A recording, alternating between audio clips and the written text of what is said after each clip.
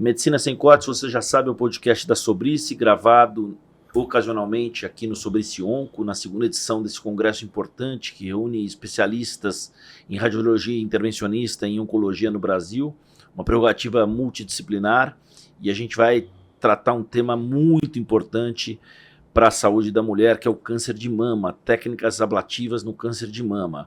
A gente tem o prazer de bater esse papo, começando aqui Ladies First, doutora Vanessa Monteiro Sanvido, professora da Unifesp, doutorado, publicações sobre ablação de tumores mamários, prazer tê-la conosco. Obrigada. Doutor Afonso Nazário, mastologista, professor e titular da disciplina de mastologia na Unifesp, prazer, uma honra. A bancada Alviverde está montada aqui, né? E o doutor Luiz Sokolovski, radiologia intervencionista com especialização em oncoradiologia e técnica de ablação guiada por imagem. É Perfeito. Isso. Exato. Vamos começar por essa abordagem. Em que casos a ablação ou procedimentos minimamente invasivos, em que casos esses procedimentos já são uma realidade no tratamento de câncer? Então, a ablação, em geral, já é um procedimento extremamente bem estabelecido.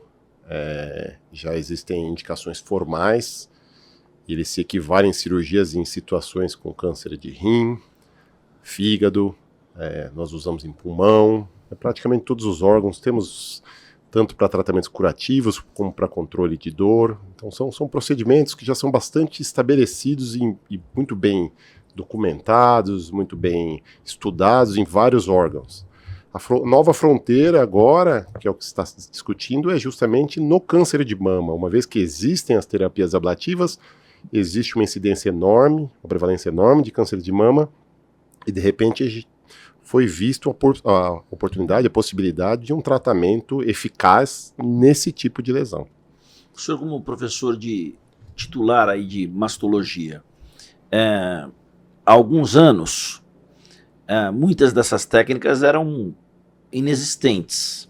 O quanto isso muda uma perspectiva de maior atendimento, de maior capilaridade no atendimento, sobretudo na saúde pública? Muda muito.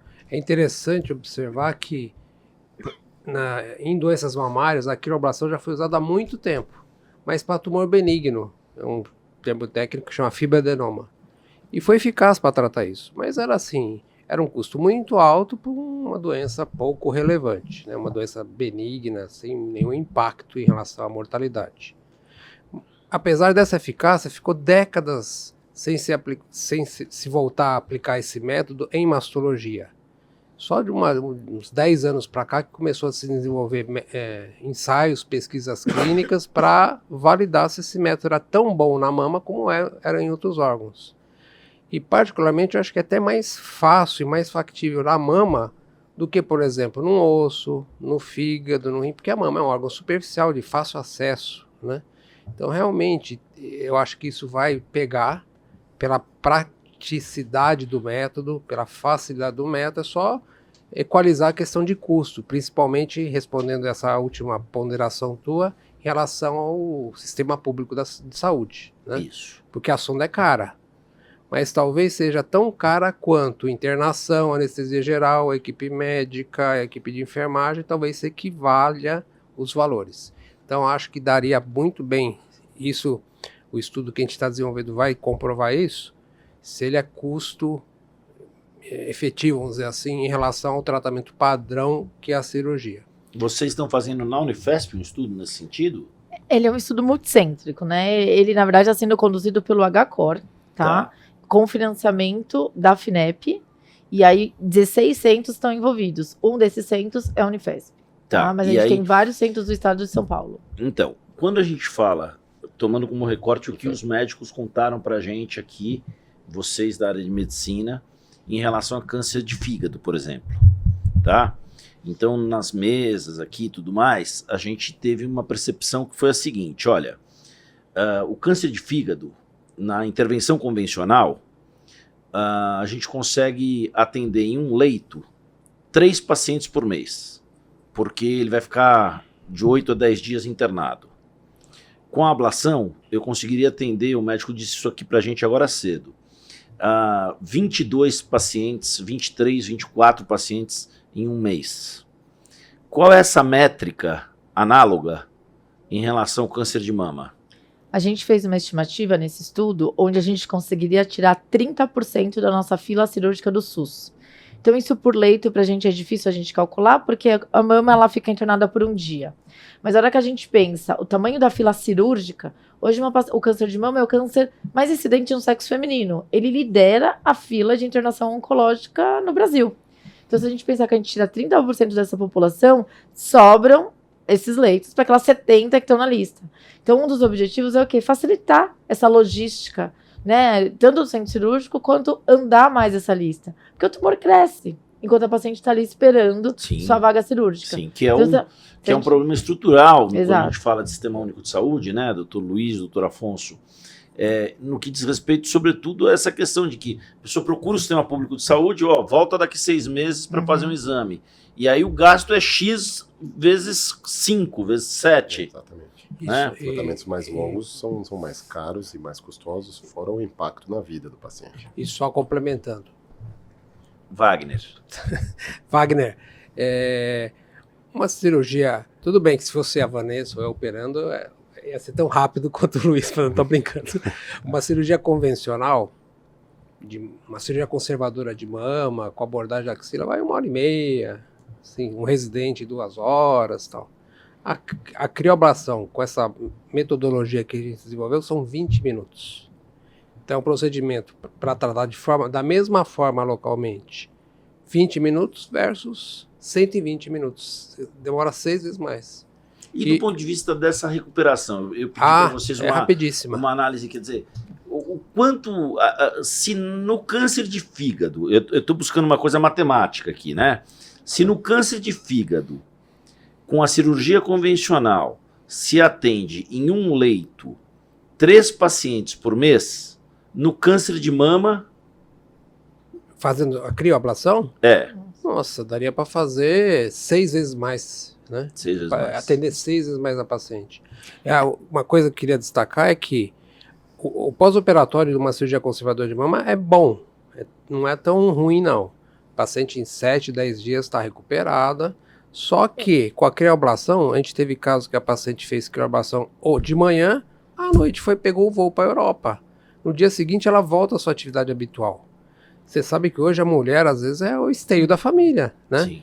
E precisa voltar à atividade, quer se tratar, mas quer ter uma atividade profissional, não quer parar muito. O corte na pele é mínimo, a incisão que o Luiz faz é de uma punção de mama, é um cortinho milimétrico. Por mais... É uma espécie de um catéter, doutor? Não, é uma agulha. Uma agulha que na ponta da agulha a temperatura chega a 150, 160 graus negativos, baixíssimo, né? Não tem célula humana que resista a isso. Então, aspecto cosmético, fica um cortinho mínimo na pele, a recuperação é rapidíssima, a questão de dor é baixíssima, porque como aquela forma uma bola de uma coisa bem gelada, tudo que é muito frio é anestésico também. Então, após os procedimentos que a gente fez nesse estudo inicial, nossa, recuperação rapidíssima, bem confortável o método. Doutor Luiz. O que me chama a atenção, que eu gosto de pensar também, é no que a gente às vezes não consegue medir bem. Por exemplo, a paciente tem um resultado estético excelente, as complicações são mínimas, eventualmente é a mesma complicação praticamente da biópsia que ela vai obrigatoriamente fazer. Enquanto numa cirurgia, um ou outro caso infecta, um ou outro caso precisa de um dreno, um ou outro caso faz um hematoma maior, no nosso caso praticamente é o mesmo de uma biópsia padrão. Então a gente tem, além de todo esse custo, tempo, etc., a gente tem um paciente que tem um grau de satisfação e tem um grau de complicação mínimo. Então satisfação máximo, ela sai de lá, eventualmente com um roxinho, e a complicação praticamente mínima. Complementando o que o Luiz falou, eu falo para o paciente o inverso. Eu tenho a mesma raciocínio que você, mas que a crioablação ela é melhor que a biópsia. Porque além de ela ter as mesmas vantagens, ela dá muito menos hematoma. Porque durante a crioablação, o que acontece? Faz a vasoconstricção. Então, tem menos risco de hematoma que a biópsia e muito menos dor. Uma mamotomia, uma corbiópsia, a paciente fica com hematoma ali 2, 3 semanas, coisa com dor ali no local. E a crio não. Então as complicações são tão ou menor do que a biópsia, porque o hematoma a gente tira, tá? E a dor também. Tá. Vamos lá, agora eu queria fazer uma pergunta para a senhora. Como médica. A senhora é mãe? Sim. Quantos filhos? Tá ótimo. Okay. Paramos, né? E aí, vamos lá, doutora Vanessa. Eles trouxeram um assunto e um recorte que é muito importante, que é uma dimensão também que envolve o aspecto multidisciplinar, sobretudo no tratamento de câncer, e que é a questão do efeito na autoestima. Quando a gente está falando de câncer de mama na mulher, a gente está falando de algo que mexe realmente com a mulher. Eu queria que a senhora falasse sobre esse aspecto, até pelo fato da senhora ser mulher, e porque fica genericamente nós aqui como homens comentando uma realidade que a gente não experimentou na pele nesse sentido. Sim. Hoje, o tratamento do câncer de mama, a parte oncológica, ela entra junto com todo o efeito psicológico e estético da paciente. Então, hoje a gente tem recursos de reconstrução mamária para deixar a mama cada vez mais bonita e esteticamente a paciente satisfeita com o resultado oncológico frente a uma cirurgia. Mas essa é uma preocupação recorrente no consultório. Super recorrente. De cada 10 mulheres no quase consultório, todas. Todas falam. Hoje em dia a gente tem paciente idosa, idosa, chega pra gente e fala, eu não vou ficar sem a mama, minha mama não pode ficar simétrica. Então, isso não tem relação com a idade, é com a autoestima da mulher mesmo. E o quanto aquela cirurgia pode ser mutiladora ou não, ou deixar um grau de assimetria. Então, a gente já tem esse cuidado na cirurgia. Na ablação, em algumas técnicas ablativas, a gente sabe que o resultado estético não é tão satisfatório quanto a crio. Então, a crio tem essa vantagem. Que realmente ele não causa deformidade do parênquima mamário. Então a gente fala para o paciente que a mama vai ficar exatamente igual ela é. É lógico que a gente tem que tomar cuidado com a pele, que essas temperaturas são negativas. Se o ice ball chegar perto da pele, pode gerar uma lesão térmica, ou seja, para o paciente entender uma queimadura da cicatriz. Mas se a gente tomar esse cuidado, ela vai entrar para um tratamento oncológico com a mama exatamente igual ela entrou. Portanto, essa técnica é uma técnica que veio para ficar porque ela também contribui no que diz respeito a uma dimensão tão importante para a mulher nesse caso, que é a questão da autoestima. Sim. O impacto oncológico a gente acredita que vai ser igual à cirurgia. Impacto estético, uma incisão mínima. Impacto social, ou seja, ela retorna à atividade profissional habitual, né? Ou do lar, né? Impacto financeiro. Se a gente comprovar que ele é tão custo efetivo quanto a cirurgia, você imagina tirar da fila de SUS 20, 30, porque infelizmente no Brasil 40% dos casos são localmente avançados. São estágios avançados da doença, 3, 4. Ao contrário do país desenvolvido que é 10, 20%, aqui a gente tem 40% Sim. de doença avançada. Doença inicial é muito mais frequente, né?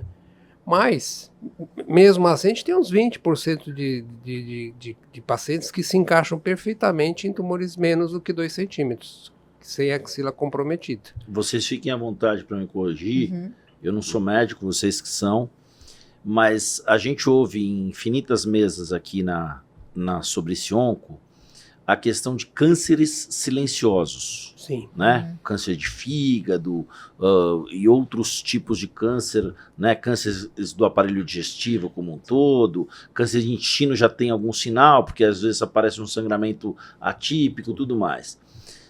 O câncer de mama, ele é um tipo de câncer que ele não é tão silencioso assim, porque a mulher que percebe algo diferente no autoexame pode investigar.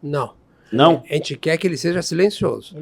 Quer? Na verdade, se você pensar bem, as principais doenças são silenciosas. Mas por que hipertensão, a gente diabetes entende que ele é silencioso? Por quê, doutor? Porque a gente quer tratar essa paciente antes que ela sinta. Como é que a gente faz isso? Fazendo mamografia de rotina. Aí a gente consegue detectar a doença numa fase subcentimétrica, menos de 1 centímetro. Uma lesão mínima com tratamento minimamente invasivo e principal, a cura da paciente. Se eu detecto a paciente com tumor de 5, 6 centímetros que ela consegue palpar, a gente consegue tratar, assim, prolongar a vida dela, mas cura mesmo, é só se fazer o rastreamento, o diagnóstico precoce. E tudo isso que a gente está falando só faz sentido um tratamento minimamente invasivo se houver rastreamento adequado. Exato. Se a mulher fazer mamografia anual, que não importa ela fazer mamografia também, depois que a 2, 3 anos sem realizar. Então, a técnica minimamente invasiva só tem lugar na mama se a gente tiver uma campanha de rastreamento efetivo, anual, na faixa etária que a gente precisa realizar. Deixa eu ver se eu entendi, e aí vocês ajudam a gente a explicar para as pessoas que estão ouvindo ou assistindo. Quando a mulher faz o autoexame e ela detecta alguma coisa, normalmente ao detectar, isso é algo que já tem 3, 4, 5 centímetros. Por mais treinada que seja a mulher, para conseguir palpar o nódulo no autoexame é 2, 3 centímetros. Tá, Não, dá para tratar, só que vai ser um tratamento mais agressivo. tá. O ideal é pegar numa fase milimétrica, um tumor de 5, 10 milímetros, que aí o tratamento é mínimo e o principal, a taxa de cura altíssima. Lembrando que o trabalho que a gente está comentando, o trabalho da Vanessa, o trabalho que a gente está trabalhando, nosso trabalho no caso, é nódulos até 2 centímetros. O tratamento vai ser efetivo, eficaz, vai ter resultado até 2 centímetros. Então, E se tiver mais de um ponto? Então, isso é uma outra A gente pesquisa. não sabe. ainda Ninguém nunca estudou isso, mas a oncologia, assim, ela avança lentamente, mas avança, né? Então, agora a gente está fazendo com 2, terminou esse protocolo, a gente vai fazer com 2 sondas em tumor de 5, e vai indo, né? Sim. Vai avançando, só que é lento. O que a gente tem hoje de resposta, assim, prática aí para o teu ouvinte é até 2 centímetros, é ultra seguro. Quem tiver uma condição dessa pode procurar o HCOR para a gente incluir no estudo. É um estudo patrocinado pela FINEP, esse tratamento da crioblação é gratuito para paciente, está totalmente o fomento destinado para isso e altamente eficaz. E o pós-procedimento? Como é que é isso daí? Protocolo de vigilância, biópsia, exame de imagem, controle, o pós, né, a coisa, evitar a recidiva, não é isso? É exatamente igual à cirurgia. Não muda em nada para o paciente de tratamento. Tudo que ela vai ter que fazer depois da cirurgia, ela faria depois da crioblação. Então, tanto do ponto de vista de tratamento, radioterapia e medicações, ou químio ou endocrinoterapia, quanto do ponto de vista de exames de imagem. Então, o primeiro exame de imagem 6 meses após a mamografia e assim o segmento clínico semestral. Então, é exatamente igual. É só para substituir a cirurgia, Wagner. Tá. Se precisar de rádio vai fazer, se precisar de químio, hormônio, vai fazer tudo igual. E o segmento continua igual. Doutor, benefícios dessas técnicas minimamente invasivos à luz da radiologia intervencionista? os benefícios são, como todo o caminho que a medicina tem seguido, desde que ela foi formada, desde que ele existe até agora, de tentar ser minimamente agressivo. É o próprio nome diz, é o procedimento minimamente invasivo, justamente para a gente ter uma resposta adequada, com menos agressão, menor tempo de recuperação, com a mesma eficiência, menor agressão.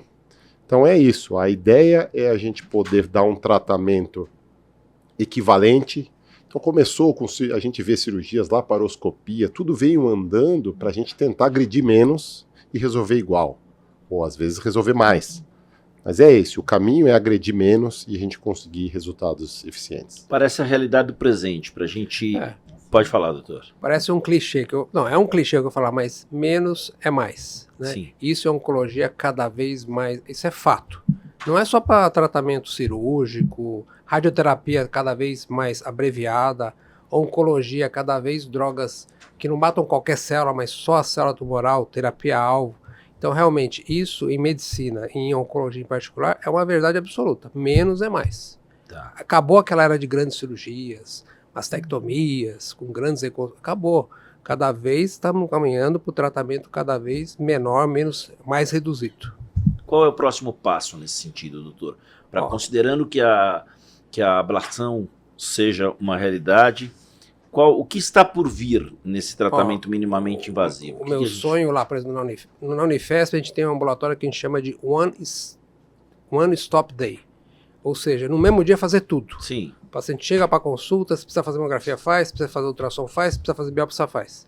E, na hora, fazer uma congelação, uma avaliação na hora da biópsia. Deu câncer, menos 2 centímetros, vamos fazer crioblação. E está resolvido o tratamento local da paciente. One Stop Day ou Day Use. Day Use, exatamente. Vambora. Não é isso? Esse é um sonho super distante, mas não é tão distante não, viu? Não é? Eu acho que não. Não. E quão possível é que ele se torne mais palpável num curto prazo? A oncologia, ela avança sempre, mas é lento o avanço. Por exemplo, a gente precisa saber daqui 10 anos, para ter uma resposta final em relação a isso, será que em 10 anos a recorrência com a crioblação é igual à cirurgia? Ah, é igual. Então acabou, não se faz mais cirurgia. A gente precisa de um segmento muito longo para comprovar em oncologia que a nova terapia é eficaz realmente. 5 anos é o mínimo, 10 é o ideal. É o ideal. Tá bom. Parabéns a vocês pelos trabalhos, Obrigado. pelo grupo A gente da está bem Unifesp, entusiasmado mesmo. né? Doutor Afonso, doutora Vanessa, Obrigada. que bate-papo importante aí para saúde da mulher, embora bem menos, infinitamente menos prevalente, o câncer de mama também atinge homens, mas é Sim. muito mais raro, né? E parabéns pelo trabalho, e vamos voltar ao assunto aí nos próximos eventos da Sobrice, para a gente falar como é que isso está, os desdobramentos, as técnicas e tudo aquilo que possa trazer um benefício aferível do ponto de vista de interesse público. Eu vou te dar uma notícia super... Nem ele sabe, tá? A gente está começando a fazer uma parceria com um pesquisador suíço que desenvolveu uma nanomolécula que é introduzida dentro do tumor e ela tem capacidade de esfriar, de provocar uma crioablação sem a sonda que eles usam. Isso é uma coisa experimental, mas pode ser que seja... Se já está reduzido com a crioablação, com o método atual, com introduzir a sonda, talvez seja menos invasivo ainda daqui uns 10, 15 anos. Então, parabéns pelo trabalho de vocês. Obrigada. Muito obrigado pelo bate-papo.